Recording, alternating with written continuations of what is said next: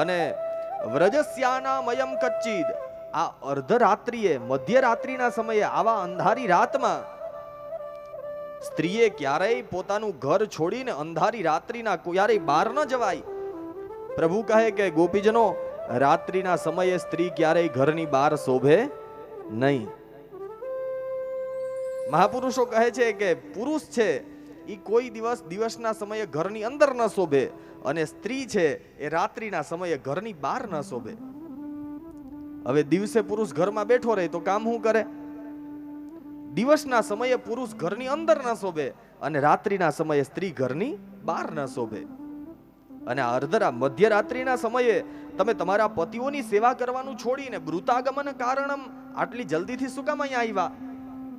અહીંયા આવવાનું કારણ તમારી અત્યારે ફરજ છે, તમારો ધર્મ છે, પતિની સેવા કરવી જોઈએ, તો પેલા પતિની સેવા કરો. આ મધ્યરાત્રિ અહીંયા શું કામ આવ્યા?